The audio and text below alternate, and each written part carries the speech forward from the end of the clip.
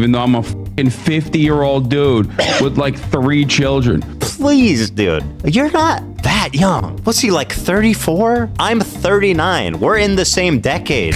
You're lonely families. You can do the old jokes for a bit. Like I remember early on when I first met Sark and we're in the Machinima offices. I remember it so vividly. I was like, wait, how old are you? And he was like, he said at the time he was like 34. He was like, I'm 34. I was like, ew. You can only get away with that for like so many years. Father time comes for us all. I'm sorry, bro. I'm not judging you for not being married and not having a family, but let's be real here, okay? We're very close in age, okay? We are going to react to Ethan reacting to Hassan reacting to Ethan. I know that's a lot. So we're going to skip to when he talks about Mike from PA. Holy shit, guys. If you live in Florida, I have an opportunity for you. If you want to earn $100,000, let me know. Actually, one day I'm going to do a video on this guy. Please do. He's ripe for content, Mike. Mike is one of the weirdest people. There's so much lore. There's so much lore there to explore and to expose to like H3's audience. Mike is like genuinely one of the weirdest motherfuckers, man. Like we used to be friendly. I had no idea like how much of a weirdo he was. And then he just like, I don't know if he was always this way or whatever. But the weirdest thing about him to me, like to me, someone's character like genuinely matters, you know, like how you are in private versus how you are in public. Like that stuff really matters. I'm willing to give people grace and the benefit of the doubt and allow people opportunities for redemption or whatever. But character really matters to me, especially like honesty. Honesty is a real big one for me. And Mike, since the election, has been lying. I don't know how much he talks about it, if he does at all anymore, but he was just blatantly lying to his audience about a bet that him and I never made. My Twitch chat has heard this so many times. Maybe YouTube. I don't know if you guys have heard the story, but it was rewind the clock a year and a half. And I was very confidently saying, like, guys, Donald Trump's going to be sentenced to jail before the election. Ultimately, I ended up being proven wrong. But I felt really strongly about this. I'm like, he's going to get sentenced to jail. Like, he's facing down so many charges here, which just seems hilarious in retrospect. But Mike, like, then engaged with my post. He was like, no, nothing's going to happen. I don't remember what he was saying, right? He was espousing the skeptical view that Trump would not go to jail or would not be sentenced to jail before the election. And I said, like, do you want to make a bet about this? And we took it to the DMs. And, you know, anytime you make a bet, you got to hash out the details and like figure out, okay, what are the terms of the bet? How much are we betting? What are we betting on? And Mike did not want to take the bet because I was saying I was including house arrest. I don't have the DMs because I ended up blocking him at some point because he's just the worst. He's just the worst. Mike is, and Hassan does this too, but Mike will do this thing where he'll bring up tweets on his stream and then like brigade people's tweets. It's the loserest thing to do. Like he'll bring up like people's tweets and he'll like reply like on the stream and put it on the screen and like, and then his audience. And so like there were a few times where I would wake up in the morning and my replies would be filled. It would be like 25, 50 tweet reply thread under one of my tweets. So like, hi, you soy lib, you know, stupid shit like this, right? So I just got tired of that. And so one day I blocked him. I can't remember what it was for, but and when I blocked him, I deleted our DM thread because I didn't know how Twitter works. And I thought if you delete the DM thread, that means he can't like contact you. And I thought at the time, like, if I leave the DM thread open, he'll still be able to message me, and I just want no contact with this loser. But in the DM thread, we're hashing out the details of what the bet could be. And we got hung up on house arrest. And I was like, okay, but house arrest counts. Like, my terms were before the election. It's not that Donald Trump is going to be in jail before the election. He is going to be sentenced to jail or house arrest before the election. And Mike did not want to take that bet. He either stopped replying or he said no. And we were going to bet $1,000. If he would have taken that bet, he would have won and I would have paid him his money. And then after the election, the day after the election, I fire up the stream and I go live. and he brigades my Twitch chat. And all of a sudden, like at some point, there's like dozens of people in my Twitch chat that are like, haha, pay Mike. Like, what are you talking about? Pay Mike what? And Mike was telling his audience that we had bet on the outcome of the election. Number one, that wasn't what the terms were. Number two, we didn't even make the bet. And so I told him, bring up the DMs on your stream and show people, because you still have those DMs. Show them. And he brought up that he carefully like scrolled to the part of our DM thread that left it open-ended. And then there was like a little blue arrow on the bottom of the thread to indicate that there's more beneath it. And he just flat out lied to his chat again on stream. And at one point he was like, because I had raised the point, I'm like, before you make a bet with someone, you have to settle on the terms. And he responded to that point on his stream by saying like, oh, is that how bets work? You need to like figure out what the terms are beforehand. And it's like, obviously, have you ever made a bet? So the fact that he like knowingly continuously lies about this bet that we never made, it just speaks to his character. He's just like a dishonest piece of shit. He is perfectly willing to lie in the pursuit of clout, like the lowest of low. I don't respect people that do that. I just don't respect people that can that would resort to that level of just rank dishonesty. He is the most pathetic really dipshit on all of Twitch. And just to show you how easy this grift is, this guy is like relatively successful, and he is like not talented. He is vile, and he is cringe as f. Like, this guy has the best cringe compilation of anyone ever. Yeah, it's rough. It's real rough. But anyway, also he makes death threats. I have an opportunity for you. If you want to earn $100,000, let me know. Actually, Mike from PA, the dude that's stuck in the before image of a transformation story, did. Oh my God! What a burn, man. No, I don't make fun of people's looks and appearances. I didn't in the whole video. Please, let me finish. Yeah. Let me finish. Generally, I don't do it, okay? And in the whole video, I didn't do it. However, I made an exception. Gage with the tier 1 membership. Thanks so much, buddy. You are a vile You literally look like what I imagine like a goblin or troll looks like from the Lord of the Rings. Like, he's built like that. Like, yeah, he does have. Like, just give him a club and make him 20 feet tall. You know, I know him as a pretty decent looking dude. Like, back in the days, he looked normal. I don't know what happened the past like 5 years. This is your brain on communism, bro. Yeah.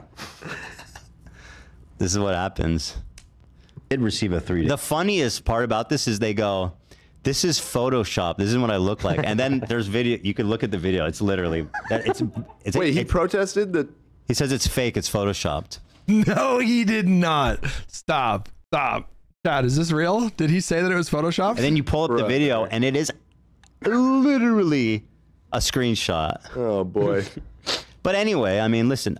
The only reason I make fun of about the whole lore with him, I just saw this in a thread. Which lore? There's like 50 lores on our subreddit, and I couldn't remember. Maybe we talked about it once before. Now that I'm thinking about it, but that he like ran for Congress, and got kicked off because he lied about being a lawyer. No. Yes. Do you not know about this? No. Yes. So he ran a campaign to run for the seat that I think his mom held. So he's like, they're all Nepo babies. and he was a Republican. Love that. But he switched to being a Democrat and ran as a Democrat. Hold on. This man used to be a Republican? Yeah. Yes. Oh, God. The grift couldn't be more No, obvious. I couldn't believe what I was reading. I had to like triple check that it was really him, but apparently this is real. Here, I'll pull up there's multiple articles about it because he got stripped off the ballot by the Pennsylvania Supreme Court. That's so awesome. Yeah, somebody said about the Tom Cotton thing, it's like a literal call to action. Right. That's what makes it bad. It's as bad as it gets, in my opinion. Pretty gnarly. Yeah, and he's totally fine. It's pretty incredible stuff here, guys. Yeah, but the reason I make fun of Mike PA's appearance is because not only is he everything I just said, but he's an exceptionally nasty person too. Like, he's a very mean-spirited, disgusting, evil person. Let's pull it up. Let's see what Mike from PA's got. I'm trying to find the article that I found before, but yeah, this is what he used to look like. That was when he was dude. Republicanism looked way better on him. I gotta say, bro. Yeah. So he was removed from the ballot before the Democratic primary, but he was restored after a successful write-in campaign. But yeah, the reason that he was initially removed is because he listed his employment as A lawyer. lawyer, yeah. And he did go to law school apparently, but did not pass the bar, so he was not a lawyer. Kind of a big Mike. You got to pass the bar, buddy. Why is he so dishonest, bro? Like, why is he such a dishonest guy? I just don't. Ugh. It's so I loathe like that kind of like blatant dishonesty. You know, you dumbass. Apparently he couch or something. I don't know. I don't know the lore. He hit a couch. Apparently he fucked the couch. Did you say fuck the couch? That's no couch. Oh, couch. No, it's No, he has a famous clip where he hits a couch. Pull it up. Pull it up. Yeah, Let's do no, it. Let's do the Mike from PA shit. No, there's so much of it. I really do think he deserves his own moment, but I do want to watch that. No, he didn't f*** a cow. Although he looks like someone that might. He doesn't look like Josh. All right, so hold on. Let's see what Ethan had to say about Ethan's response, about Hassan's response, rather. Eminem. And you have to remember that this guy apparently was my friend for 2 years. Now, I've said a lot of things about Hassan, but I'm not like, I mean, we were during our time together, we were friends. You know, I'm not like, because he's like, oh, he's dumb. He's stupid and he doesn't know anything. And it's like, well, we had a political show for 2 years. That's how you felt about me the whole time? I don't know.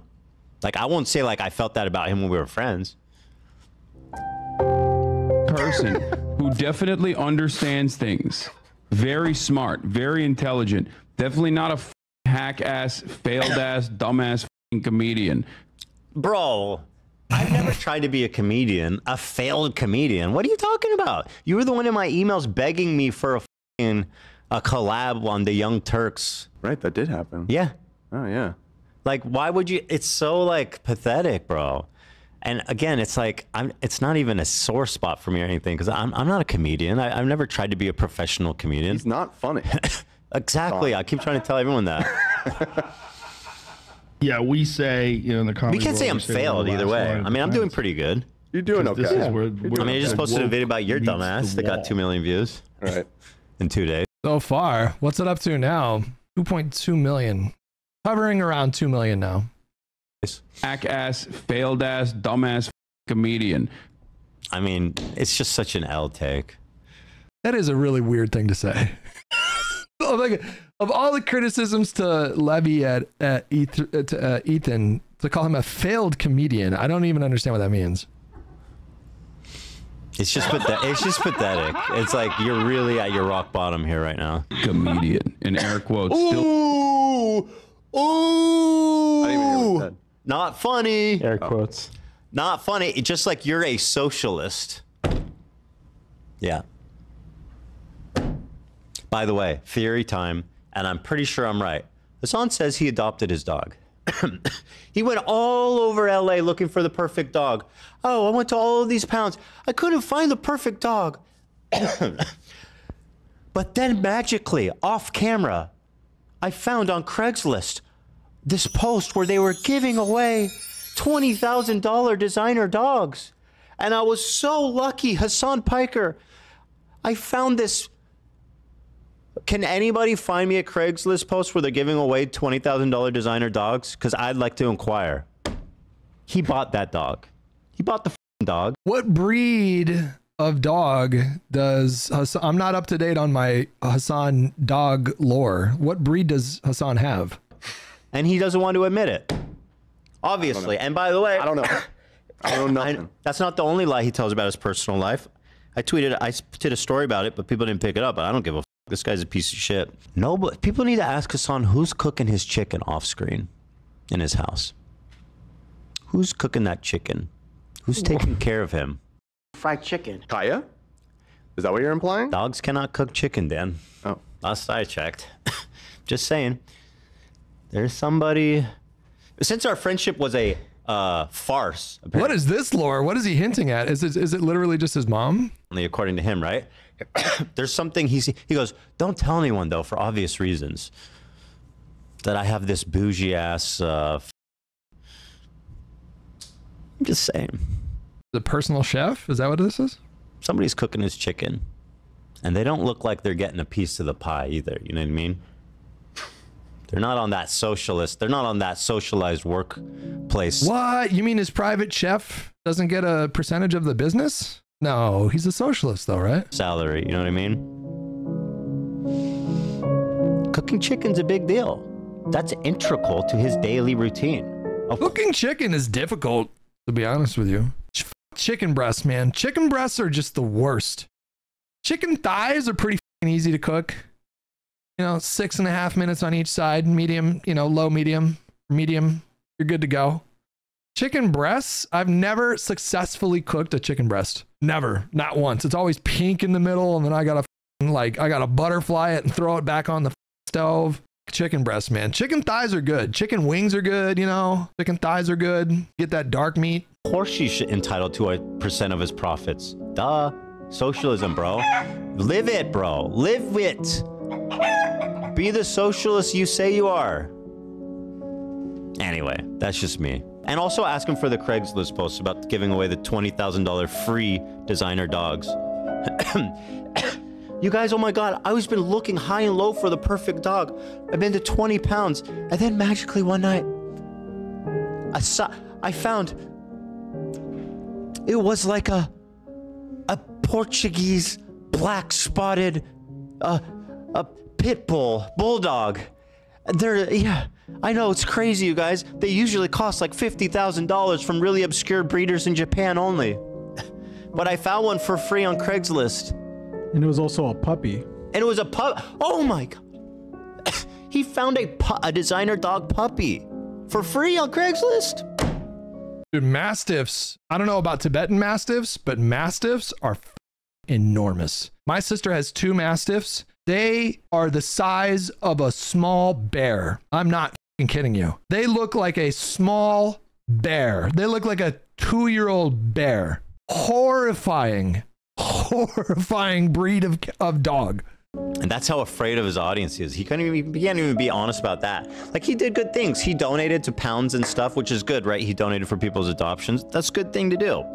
But he's so afraid of his audience, and he needs to be perceived as this perfect moral arbiter, this perfect moral representative of a person, that he can't be like, yeah, I bought the dog. Dumbass liar. Anyway, go on. Listen, our friendship was a farce, so just speak your shit. Speak your shit and I'll speak my shit. Nobody ever calls me a fake comedian. This is all a farce. That's gloves off, buddy. I'll tell you what, man. Still doing 2014 memes on the timeline. Well, I'm not even on the timeline. Excuse me, of 20. Bro, what are you even on? Excuse me, bro. My memes are fresh and hot, and they're not on the timeline. They're in the stories. There were a lot of 2014 memes in your video. And this isn't a criticism, but let's just be real. Like which? Like the Ty Lopez and the. Oh, well, that was. Yeah, that was a callback because his dumbass would. Well, you're doing. Yeah, right, but I just. He was like, this guy's great because he reads a lot of books. He's read so many books. It's very Ty Lopez. You're right. My garage. I'm just pointing out. But he hasn't. Roughly 2014. Because if that's what you're referring to, I mean, apparently he hasn't watched the video. I don't know. Timeline anymore. I'm actually too scared to be on the timeline, so I just constantly whine about it from behind my Instagram stories. Dude. Now, Hassan said, I think in a post, I don't know if it was IG or if it was Twitter, but Hassan said, like, square up, let's debate. I'd gladly debate you in person. I'll take the gloves off this time. And Ethan responded by saying, like, yes, I will debate you, but my one condition is that you have to watch the video first. We'll see if that debate happens. I am skeptical. The stuff he's going on about is just sad. Is Ethan tweaking? Ethan has Tourette's. And so when he does this stuff, when he does the little, the gestures with his hands, it's a tick. So, no, I don't think he's on drugs. Bad. Sorry, I'm like off Twitter. I thought that was a good thing. And also it's owned by white supremacist Nazis. Like, you probably should not be on there too, dumbass. Yeah. He's like, this pussy doesn't even spend time on Twitter. This dude's a giant pussy, bro. There's a clip of his son. They're having I've carefully thought about like Twitter. I thought about it a lot. Like I was like, do I want to be on Twitter anymore? And I had a pretty lengthy conversation with myself about like what I wanted to do moving forward. And for me, I decided that I don't think it's necessarily a good thing to just surrender that. I mean, Twitter, for better or worse, is an enormous platform. A lot of people still use it. It still drives a lot of the conversations that take place across multiple platforms. And so I just don't understand the strategic rationale for completely abandoning it and allowing it to, I mean, it's definitely become more right-wing friendly, but there's still plenty of important left-wing voices on Twitter. I just don't think we should completely abandon that space. It's kind of essential for your job as much as it sucks to be on there. You know, I'll tell you, man, my experience with Twitter these days is so much better. It's so much better because I do not argue anymore at all. I don't do it. I don't argue with anyone ever.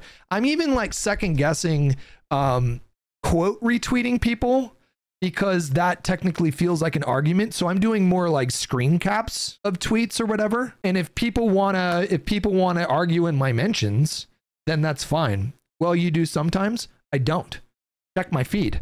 I dare you. Check my I have not engaged in a single Twitter argument in like 3 months. I think you said you broke that recently? No. I don't know what I said I broke, but it wasn't arguing. I just don't argue. I don't do it anymore. Blue Sky, I don't know, man. The vibes are just, Blue Sky is a bit, I don't know. The vibes were kind of good, and at the beginning it was like, oh, well, this is a new thing, but it's you know, I don't know how to put it into words, but it's just not appealing to me these days, to be honest with you. Having like a night out with, and like Valkyrie is with him, and she's like, Hassan's always on his phone. He's off screen, always on his phone, and he got all butthurt. It's like, yeah, we know, bro. You have a problem. You spend a lot of time on Twitter, bro. I just made an hour and 40-minute video talking in great detail about your deficits, right? And instead of addressing that, you're saying this dude's a pussy for not being on Twitter. That's your response? What? Even though I'm a 50-year-old dude with like 3 children, and I spend most of my time. So hold on, you're saying because I'm a 50-year-old dude and I have a family, therefore I should be on Twitter more and not hiding? Also, bro, please, dude. How old is Ethan? What's Ethan's last name again? How old is H3H3? He's 39 years old. 39 years old. You're not that young. What's he, like 34? I think he's 33. 5? 3. Yeah. Like, bro, I'm sorry. I'm 39. We're in the same decade. You're lonely families. You can do the old jokes for a bit. Like I remember like early on when I first met Sark. And I remember being really surprised. I was like, I remember the first time I asked him how old he was. And I got the job at Machinima. I think I was 27 years old. And we're in the Machinima offices. I remember it so vividly. I was like, wait, how old are you? And he was like, he said at the time he was like 34. He was like, I'm 34. I was like, ew. Ugh. I was like, what's it like being old?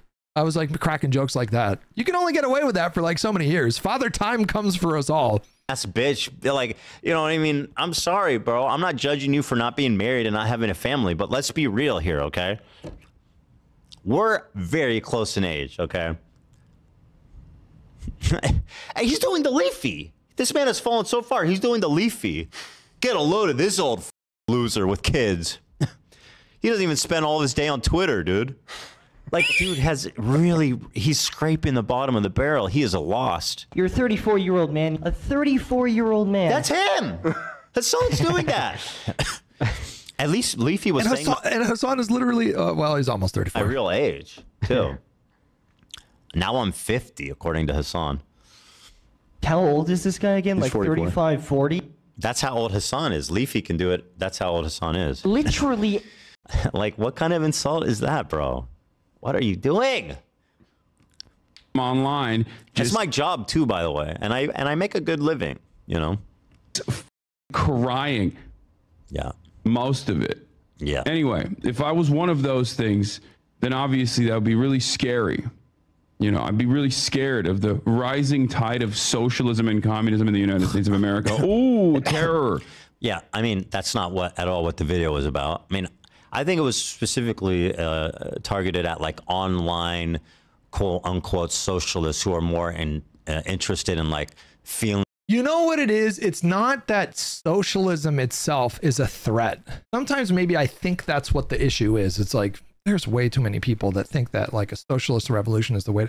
That's not really the big issue. The big issue, and the issue is becoming more pronounced in modern years. The issue is people just checking out of electoral politics altogether and basically losing faith in all of our institutions. And this is a problem that is pervasive on both sides of the aisle, to be honest with you. Not necessarily like a strictly left-wing thing, but the reasons why right-wingers have become totally disillusioned and completely lack trust in our institutions are completely different from why like a young socialist doesn't have faith in our institutions. Like MAGA lost faith in our institutions because they legitimately believe that there's a deep state that's out to persecute their God King. And so everything's corrupt. And maybe some of them take it to a different extreme where it's like, well, maybe it's the Jews. You know, there's like there are Nazis that exist. And then like young lefties, like young socialists don't have faith in our institutions. Number one, because they don't really have a frame of reference. Like a lot of them just don't really understand historical context. For as much as they preach about reading about theory and reading about history or whatever, they don't seem to understand like how much the country has progressed for the better, especially in the course of the last 60 or so years. Like there are so many metrics that you can point to demonstrate that we are moving in the right direction on balance. You know, like sometimes we take 2 steps back, and so they're fully convinced that America is like, this is the worst time to ever live in America, and they were born into the worst generation, and you know, they live in the most evil, malevolent country in the history of republics, and they believe capitalism is inherently an evil institution. And so yeah, like the source of their disillusionment is just totally different. But it's not like I can have a conversation with a socialist and the conversation can be cordial. It can be like a interesting, stimulating conversation with differences of opinion. And, you know, I've had those conversations or whatever, but like, so it's not necessarily like the ideology that's a problem. I know a lot of socialists that are like, okay, I identify as a socialist, but I have no illusions that we're going to have socialism in the United States anytime soon. They're very pragmatic, you know, like Econoboy is like, I think to the left of me, but he's very pragmatic. And so he doesn't bother me. Like nothing he says like really irks me ever, because he's just very centered in a kind of pragmatic worldview. So yeah, again, it's not socialism technically that's the problem. It's this idea that America is broken beyond repair and things are never going to get better, and voting doesn't help anything. That's like that as I see it, that's the big problem. Is there are a lot of young people, and I feel like Hasan and creators like him foment this kind of sentiment, particularly among Gen Z young people. It's this idea that voting doesn't help anything. There's no point in voting. The differences between the two parties are marginal at best. You either get bombs or you get bombs with rainbow flags, painted on them. Like that kind of pessimism is really starting to become like very prolific. The other thing too is like Gen Z is not necessarily a monolith. Like you have Gen Z people, probably some people in my chat, right? Like now there's this like schism when it comes to Gen Z, because you have some Gen Z that experienced COVID and like that social isolation before they graduated high school. And then you have some Gen Z that graduated high school and was out there in the world before the COVID stuff happened. And the impact that the COVID measures had on young people has been really substantial. That's a super formative time in your life. You know, 14, 15 to 18, 17, like that part of your life is like really crucial. That's when you first start to get a glimpse of the world as it is. That's when you first start to get that's when you're really forming your understanding of the world that you're about to step into. And so for a lot of those kids, when they had to spend a lot of time at home instead of socializing or whatever, you know, we see it demonstrated in data set after data set that kids in this country haven't really like fully recovered from the COVID stuff. Like it really, it impacted their studies. It impacted their ability to socialize. It impacted their standardized testing scores. And I think for a lot of them, it probably made them angry. They probably felt like they were robbed of you know, if you took away a kid, you know, a year and a half of a kid's high school experience, you know, that's gonna impact you. Feeling superior and feeling like you say those poor babies, but think about it though. Like you know, my high school, I don't know about you guys, my high school experience was crucial to my development. High school was when I learned really valuable social skills during high school. High school was when I went from I got picked on a lot, like 8th grade and younger. And then in high school I kind of figured out how to thrive, like in high school.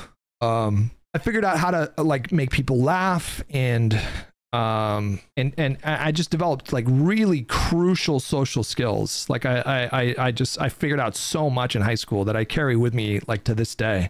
And if you would have taken like my senior year away from me, my senior year in particular was crucial to my development as a human being. I have so many really fond memories, and maybe I was lucky, but I went to a private Catholic school. It was a relatively small class compared to public schools. My graduating class in high school was 92 people. And that senior year, like we all kind of got along.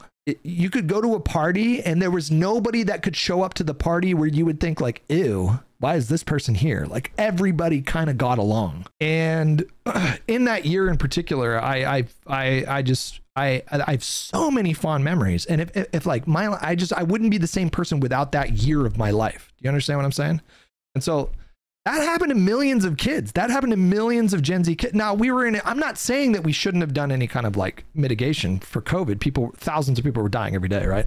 Like obviously like drastic measures had to be taken to try to mitigate some of that death and suffering and all that. But I can imagine being a kid and feeling like really angry at the world for taking that away from you. So that's something that I hadn't really considered. I mean, I saw like a post about it on my feed yesterday, and it really made me think. Like I've been kind of digging at young people these days, like shaking my fist at the youth quite a bit. But I think it was a big deal what was taken from them.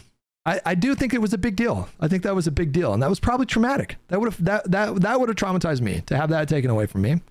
That would have traumatized me. And this is what Hassan does. He does these straw mans. He goes, I didn't even watch the hour and 40-minute long video, but it's just about, socialists are scary. It's like, well, I can see why you think that. That's what I talked about for an hour and 40 minutes. Yeah. Terror is what I would say. So that's why I'm looking like Tim Pool today, who surprisingly and completely unrelated to what I was saying. Oh my God, it's 5 a.m. out here, dude. I'm literally, there's only so much I can take, out, bro. God. You should go to bed. You know, I think Hassan really needs to focus on his mental health. He needs to go to bed, okay, buddy? It's clearly that the sleep deprivation is getting to you. I say this not seriously, but because this is the type of shit that Hassan and his community have been telling me for a year nonstop. And look at him now. What the hell? Who's crashing out now, bitch? This guy, I literally had a disagreement with me over Israel, ended the podcast. I was so fucking gracious to him, far more gracious than he goddamn deserves. Yeah, thank you, bro. Thank you for finally saying what I knew you actually thought at the time. Like, which was the problem, of course.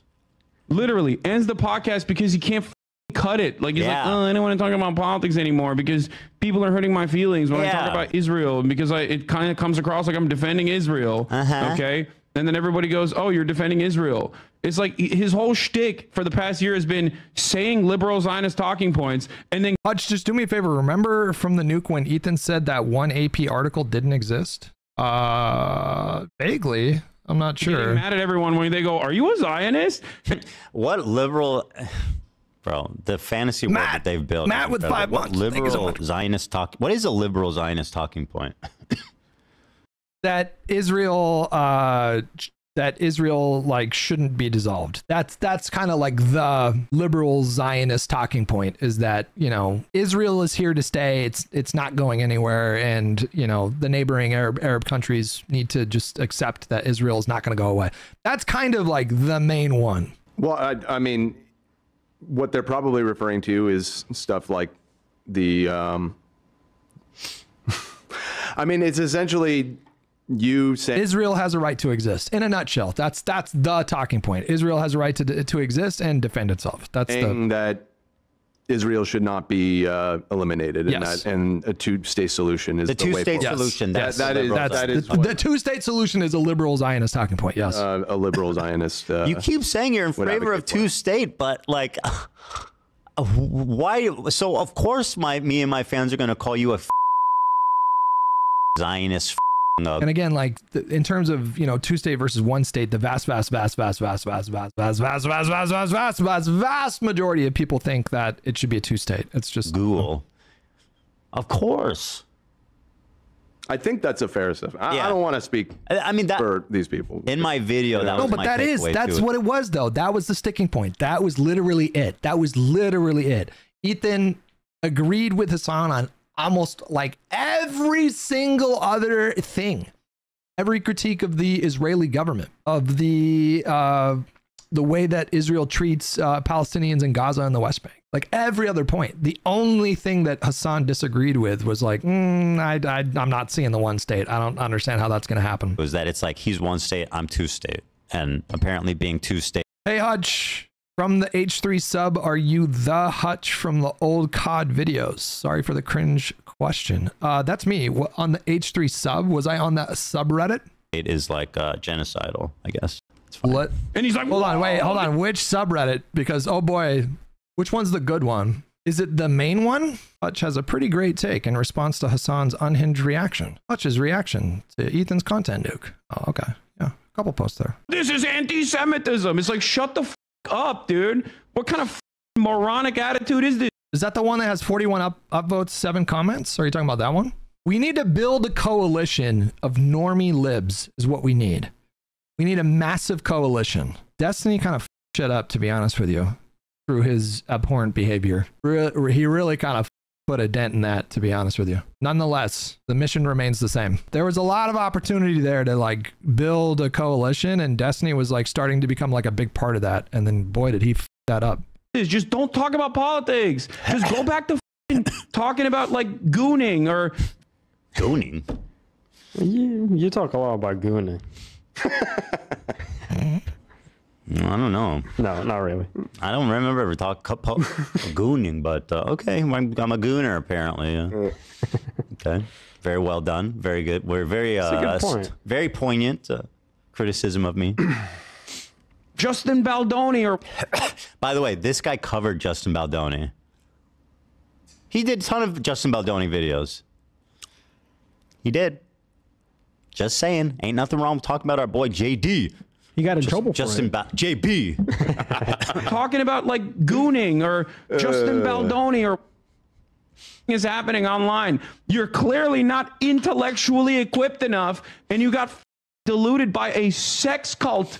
Okay, like Destiny was able to brainwash you over the course of a year. Bro, I don't know him. I can't get over how funny this shit is. Like, they need me to be like Destiny's best friend in the whole world or something. Like, that's the only way they can engage with this conversation. Also, he called me dumb. Did you guys notice that? It's so cynical and dishonest. Like Destiny is obviously toxic right now from his own behavior. He brought it on himself, but Destiny is quite toxic right now.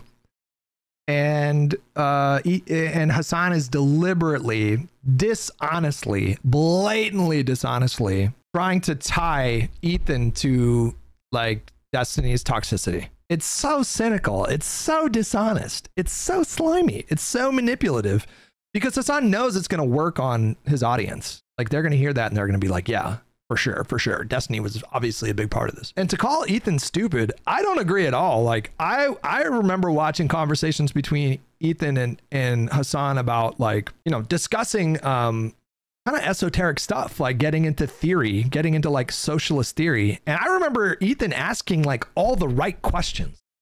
Like if you were going to critically interrogate someone's position on socialism, and it seemed like Ethan didn't really have like any kind of like academic background in discussing these kinds of philosophies or whatever. Despite that, Ethan intuitively was asking all the right questions in those conversations. I was actually impressed with Ethan's ability to engage critically in that way on the fly. To say that Ethan is stupid is nonsense. I think he's pretty intelligent. I feel wounded, frankly. It's too far, to be quite honest. Only I'm allowed to do that. Honestly, I don't think Ethan could tell you what a social democrat, socialist, and liberal means. I think at this point he can. Yeah. Excuse me, sir. I am very smart, I'll have you know.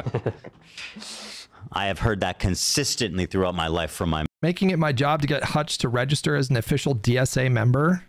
Never in a million years. Ever. I used to think like DSA was kind of cool. And then they're doing stuff like they withdrew their endorsement of AOC. They're doing the same thing. Like when I said, as far as Hassan's audience went, why would you alienate someone like Ethan? He should be your strongest allies. A Jewish man with dual citizenship in Israel who is willing to criticize Israel at the level that Ethan was doing should be your strongest ally. He has so much influence, right? Like, and then DSA, like it was the same kind of thing with AOC. DSA withdrew their endorsement of AOC. And for what? Because she endorsed Biden? Because she endorsed Biden? Because she didn't want Donald Trump to win? That's insane. I will never, like the DSA to me now is just a complete clown show. Just an utter clown show. Not serious people. It's ridiculous what they're doing over there.